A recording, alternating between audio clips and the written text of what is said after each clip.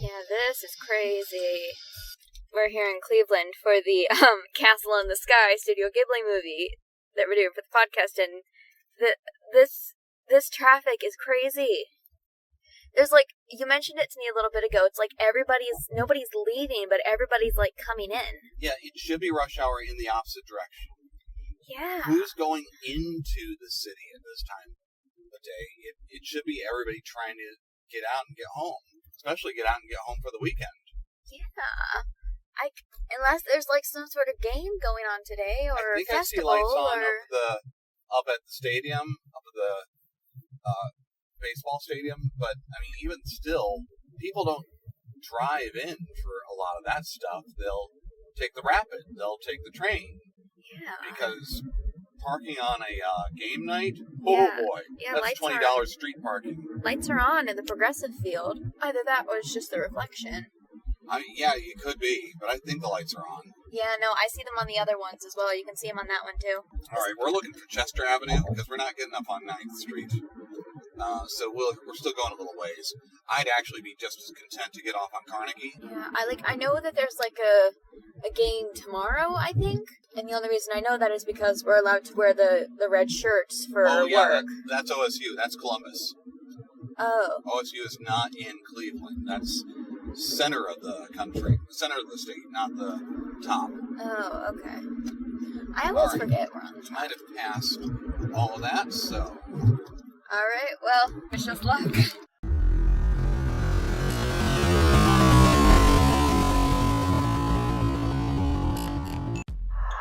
My name's Kiki, and I'm a witch. Careful, it's hot. Once you've met someone, you never really forget them. Who could have polluted the entire Earth? September 21st, 1945. That was the night I died. Anger of the old reflects the anger of the earth. The earth knows it's wrong for us to survive. Concrete roads everywhere I go. But I had no idea my crystal was so incredibly powerful. There's another curse. Make all your bacon burn. Totoro? Is that what your name is? It's time for Argo City Podcast to jump into the world of Studio Ghibli. So, as you heard in the introduction, we are doing this podcast on the way home from the movie. You're going to hear some background noise. I've cleaned up what I could, but this was really an attempt to see if we could do a car podcast. I'm not sure that we'll try this again, but it was worth a shot here. So bear with me on some of the rumbling road. My tires need replaced, and we needed to get this podcast out right away. We really wanted to be able to talk about Castle in the Sky and the Case Western Reserve University's Film Society that night. So this is our review of Castle in the Sky. And we have returned. I tell you what, I was this close to giving up. We were having such a hard time getting out to the movie today. Nobody told me that Carnegie was closed, and that's basically you jump off right around Chester and then cruise down Carnegie the whole way, and you turn and you get to the parking lot, and everybody was stopped in front of us. And lights kept going red in front of us. We kept getting trapped between cars. And then I can't go the way I need to go. So it's like I'm a little lost. It's like not lost. Like I know where I am. I just don't know how to get there. We were looking around for a good 10, 15 minutes, just trying to figure out where to go. Yeah, because I figured we were going to miss the first 15 minutes. We literally walked in to the final trailer playing, and then it went dark. We made it right in time. So.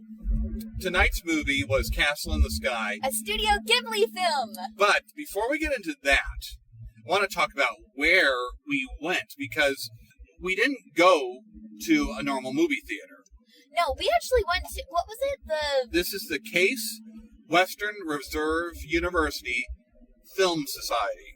Yes, it's this tiny little theater packed in the middle of this like giant campus college. Right, so the Film Society, yeah, I mean, it is. Their mission is to be a full-service theater that serves the community. Yeah. The problem is you have to know that it exists. It's Yeah. run by one of the student organizations at Cage Western Reserve University, and it's just one of the best kept secrets in Cleveland. So it's repertory film. You never know, they give you a schedule, but it's a little bit of everything. They always start off the year with a screening of Casablanca. That one's free, and then some of it's going to be horror, some of it's going to be action, some of it's going to be anime. I brought my friend Mike out to see Sneakers last year out there with Robert Redford, a nice kind of cyber spy movie. I saw Tron Legacy out there, which that was the place to see it. Great sound system, rumbling through the seats as you're watching it. I've seen some odd mysteries and stuff. Like, I never fail to have a good time whenever I go here. No, and this place was awesome. I had no idea what I was walking into when we were going to this thing, but it's just this cute little theater. They've got a small area for concessions that are stupidly cheap. Literally, they were selling, like, drinks for, like, I think it was $1 for a small, $1.50 for a medium, and, like, $1.75 for a large. Candy was $1 to $2. Yeah. Tickets were $4 each to get in. It was insanely cheap. And, I mean, it's an auditorium. Yeah. Like, this is a college auditorium. There are classes here, too. Imagine your high school auditorium, but, like, size it down by, like, 20%. Now, that screen's hidden behind a wall most of the time. We didn't get there early enough to actually watch it come up, because the wall will slowly slide up to the sound of the Jaws theme. What? Dump, dump, dump, dump, dump, dump, dump, dump. And then they'll start the movie and remind us that this is in wide screen stereo. Everybody shouts along with the movie as they introduce it. I was sitting there as they all did that, and I'm looking at you like, what is going on? Well, and you're confused because I'm not confused. I'm yelling along with everybody else. I felt so out of my depth there. The screen's about 12, 20 feet tall. It's not a huge screen, but it's still a movie screen. It's enough. Yeah, and small auditorium. The Film Society does a science fiction marathon every year, too. And the marathon goes a couple of days. Like, people go, and they vanish for the weekend there. Oh, no. We get 2 movies every weekend. So, tomorrow night, they're showing the Minecraft movie. Yeah. And you're hearing this in the future, but we're going to be going back for Halloween, and by the time you hear this, you'll know what we went to see. Yeah, so, we'll see what's going on there. I don't know what to expect. But it's a fun atmosphere, and it's a great little hidden gem. Yeah, it's kind of like we ended up walking a bit of a distance to get there, but yeah, well, they have special parking a little ways away, because everything else is city parking that you have to pay for, or student parking that you have to have a sticker in your car for, but they have a lot reserved. But it means then you have to walk over the bridge, through a courtyard, find the secret alleyway. Yeah. And then you emerge in a bigger courtyard, and just down the line of buildings is Stereo Stacker Auditorium, and I love the Film Society. I hit a couple of these a year. A lot of times I'd hit them when, like, you and Mom and Lydia were camping or something like that. Yeah. And it's like, okay, you know what? They're doing a murder mystery, and I want to go see it. They're doing the original Godzilla, and I want to go see it. They're doing Star Trek 2, and where's my Ferengi makeup? Oh my goodness. Well, see, this is how I found the place. So, Concoction, that's one of those cons that I constantly talk about. They were holding a screening of Star Trek 2 there. And along with it, they were having a costume contest. So I broke out the Ferengi makeup, and I showed up, which everybody was like, my makeup's a little bit wrinkly, and I'm an older guy, so no, you're the Grand Nagus. You're not just Quark, you're the Grand Nagus. And that's what they called me the entire time. And that's actually what got me into Concoction, but it's also my first time going out to this place, and it's just I can't say it enough. It's one of those great little secrets in Cleveland. And I can't think of a better environment, a better venue to watch a Studio Ghibli movie like this. Because it feels collegiate. It feels like artsy. It feels like it's something we should be going to a college screening for. Yeah, the theater itself feels very homey, and I definitely think that really helps with this movie in particular. Which, speaking of which, we haven't talked about the movie at all yet. No, we haven't. But I think part of the experience and part of the adventure is going to find this little hidden theater to go see a long lost anime movie. Yeah, that's just, it's all part of it. So, Castle in the Sky, we have it basically follows two different kids. Follow a boy and a girl who happens to fall out of the sky at the beginning of the movie. She has this necklace that is a crystal, which is essentially the key to a lost civilization in the sky. And the whole movie premise kind of revolves around them being chased by the army, and then by pirates, then joining up with the pirates, then making their way up to the city. Not just pirates, sky pirates. Yes, sky pirates. And somehow they're the best thing in this entire movie. I don't know how to describe it other than the fact that I love this old lady. She is so much fun. She's the pirate queen, basically. And literally her crew is it's her husband and her, 6 sons. And it is so much fun. In this big, it's almost blimp-like, but it's metal. And they fly around in these little dragonfly buzzing kind of... They're not ships, but they're not gliders. They're very similar to the ones in Howl's Moving Castle. Yeah, I suppose so. Flappers or something like that? Yeah, that's what they call them. They call them flappers. Yeah, and it's like a 1 or 2 man thing. It's open in the top. You see them. They're wearing goggles with bird beaks on them. Yeah. The imagery itself is just bizarre and out there, but it's so much fun. Actually, just speaking of atmosphere itself, I saw so much correlation to the design in this to other Studio Ghibli movies that have been created. And I don't know if it's I don't know when this one came out compared to the others. This one's 80s, I'm almost certain. So yeah, it was probably one of the earlier ones then. But things like, those circular cannons that were shooting at them on the castle? Those were on Howl's Moving Castle. They used the same design there. Some of the design on the blimp is very similar to some of the stuff we also see in Howl's Moving Castle. Things like the guy with the mustache, the really big mustache, reminds me of the spider guy from Spirited Away. You get, the robots. And there is a reference there. I don't think there's a reference there, but it reminds me so much of another animated robot, and it's driving me crazy that I can't figure out what it is.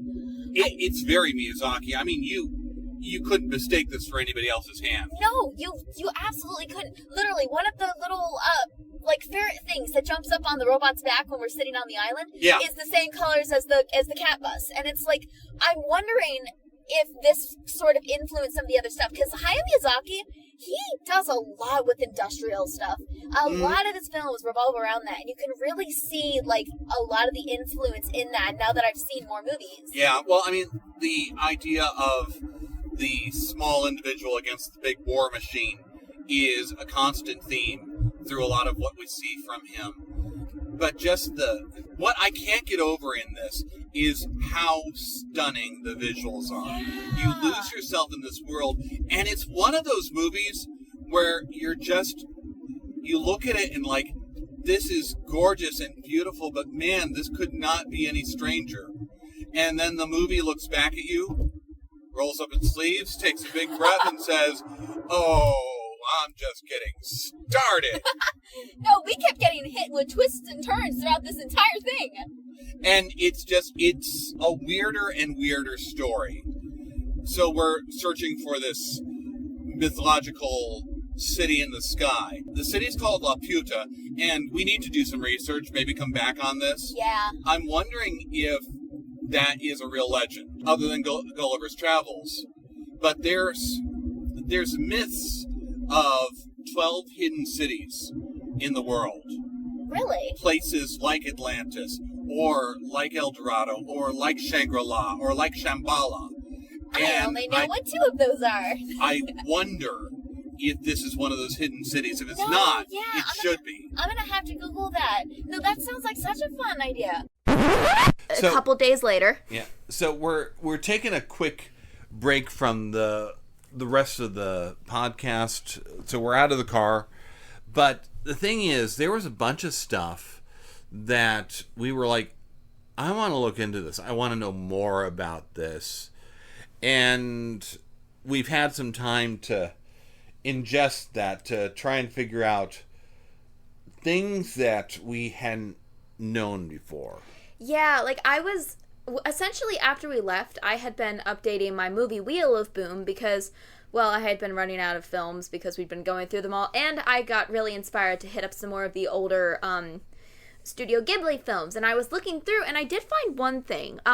So I was I wasn't really talking to you about this, but of all of the films and such that Hayao Miyazaki released, Castle in the Sky was the second one that was released. Before that was Nausicaa, The Valley of the Wind. And I'd been glancing over this one. I've got some Nausicaa, actually. If you want to see what the source material, I have some of that manga in the back. I mean, definitely, like, maybe. I had been glancing through it as, like, to see, because it said there was, like, maybe a connection there, and I was like, oh, this could be fun for a movie night. Mm-hmm. And I came across one particular picture, which had I guess it's a picture book, with her, kind of looking off to the distance with a little creature on her shoulder. Yes, the little critter That's the one that sits That's on absolutely one of the... There were these little creatures that sat on top of one of the robots when the 2 kids originally reached the island. Yeah. And I noticed these because the creatures originally struck me, as I said earlier, because of the connection with the color of the cat bus. But this is the same critter here. Uh-huh. No, see, and to me, I was thinking it was going to be more of a Pokemon connection for you. But no, that's exactly the same little beast. Where does that come in the timeline as far as when they made it? Because one of the things I was looking up was when this was made, and this is like literally like one of the second Miyazaki films. Yeah, it's literally the second, right before My Neighbor Totoro. And I stumbled down a Reddit hole for a second, and I thought this was interesting because it seems for a lot of people, Miyazaki basically starts with Spirited Away. That's true. And almost ends with Howl's Moving Castle. And they miss so much before and after. There's a lot of stuff. Like My Neighbor Totoro is fairly familiar. We've got like Kiki's Delivery Service and things like that. And I do agree that I know a tiny bit about some of those other films. I know that supposedly one with fireflies in it is really, really sad. I'm generally aware of one of the latest ones he did, which was like the Snow Princess, and I've been wanting to watch it, but I cannot find a dubbed version, so I can't. I mean, even this thing that you're showing me, this timeline you're showing me, there's way more than I think I even realized. And I did not realize that Nausicaa Valley of the Wind was a Miyazaki film. But then again, all I've got are the mangas.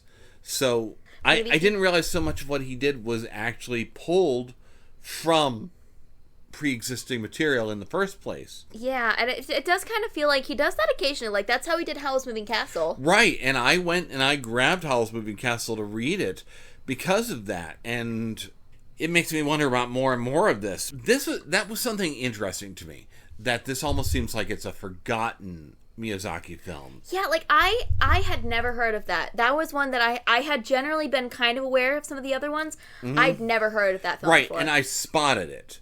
I spotted this in the Film Society's list of stuff they're going to do this year. So I'm like, okay, this will be interesting. I'm so glad we did, too, just because of all of this.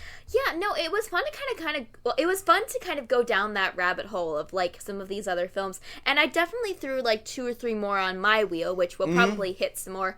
Heck, since you said you were probably going to take over October, Yeah. I'll be taking over December, and So maybe we'll we'll just do be... that. And maybe I'll be taking that over with a bunch of Studio Ghibli films or something. We'll integrate those slowly through 2026 as well, but yeah, that would not be a bad idea, because that seems like an admirable goal, to see every Miyazaki film. Yeah. It just seems like, Yeah, that does kind of sound like a good goal. I definitely like that idea. I thought it was also just really interesting.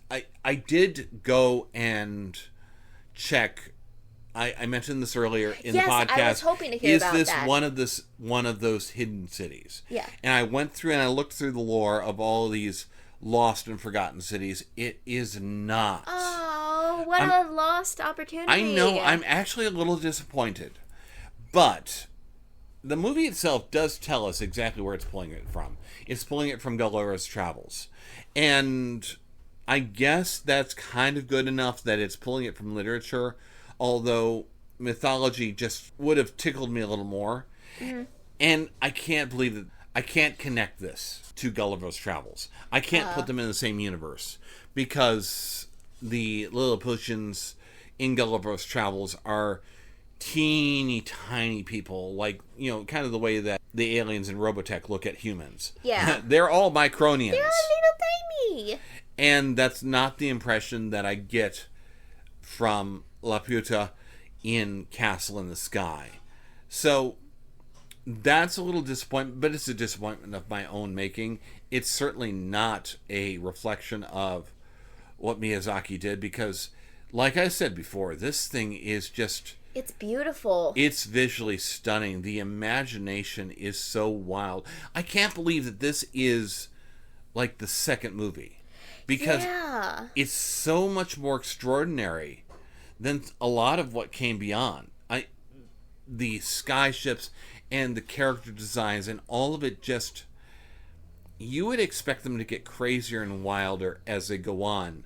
But no, this is the beginning. This is the foundation. This is the fundamental stuff that just spills out into things like Ponyo and things like Nausicaa. And I think it's something that we're going to have to start looking for as we explore the rest of Miyazaki this year. Mm-hmm. No, yeah, and I definitely agreed that we're definitely going to hit up some more of these. Mm-hmm. I'm kind of excited to see where it'll go. But anyways, going back to the Castle in the Sky. So we've got the two kids. It's Pazu and Sheeta. Yeah, now, Sheeta. you cannot forget her name, because Pazu yells it about every 10 minutes. Yeah. Like, if you were inclined to do a drinking game or something like that with this movie, like, every time he yells Sheeta,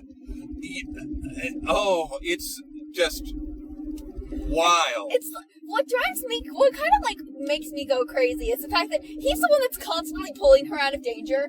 Like, the poor girl just is doing everything she can to be cut off, swept away in the wind, or fall off a building. She just trips and falls right into bad. But I mean, that's exactly... The movie starts with the Sky Pirates invading the government blimp. The government that... The blimp where she's being kidnapped, basically. Yeah, she's being held hostage. And to escape the Sky Pirates, she crawls out the window of the blimp. She's like holding on to the edge, like slightly to the right. And I was like, oh, good, she's going to be safe. But no, these people are actually competent, and they look to their left. And she falls. Yep. But the magic crystal that she's wearing saves her, and we find out that's the MacGuffin for the movie. Everybody's after the crystal. Yeah. But only royalty from this hidden sky. I'm sure you've heard it. This is not one where I need to recount the story. But it's interesting, too, because everybody in this movie, it just seems so natural for them to be in the sky. Yeah? Like, the ships and the little flappers and the glider, and it just... being in the sky and seeing all of this from that aerial perspective just feels so natural, so normal. It's fascinating that it feels just that comfort. And you can see where they're transposing some naval strategy, submarines, but breaking the clouds instead of the water. You get some of that, but it translates so well. I never doubt it for a second. Really? I believe it the whole time. And this is, I think, because there's such familiar shapes and maneuvers, and because everybody just seems so Addy, thousands of miles in the sky. Like, we quite literally get a scene where the two kids, they're sitting up on the top of the pirate's airship. They're like keeping watch, and they're like, okay, how about you watch from the crow's nest? And I'm like, we're in the crow's nest though. And then suddenly, whoosh, we're being shoved up into the sky half a mile away. Crow's nest is a glider. Yeah, and honestly, that was like, I found that just so cool. That was such an interesting idea to do for the crow's nest. But that's exactly what I'm talking about, where this movie is already so weird and so beautiful, and then it just decides to kick it up another couple notches, and it's just, there's something really special here too. This is not necessarily the silly, capricious randomness that you get from Howl's Moving Castle.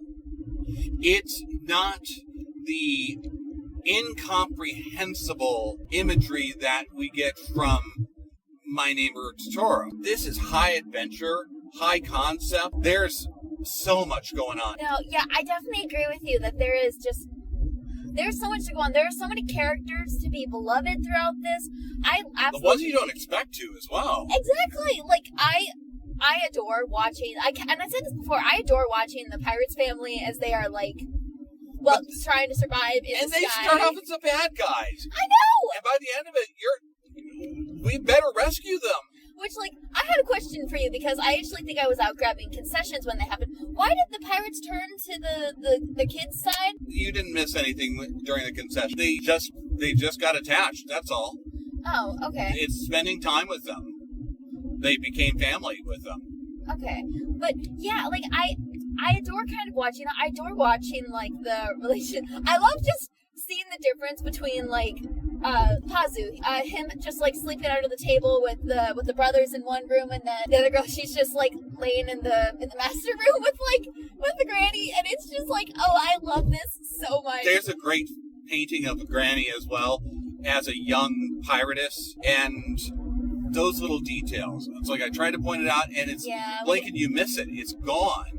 Yeah. Looking at her weapon collect on the wall, all this, it's so beautiful, and it feels so realistic, so lived in. Yeah, and it's smart, and it's genuinely good.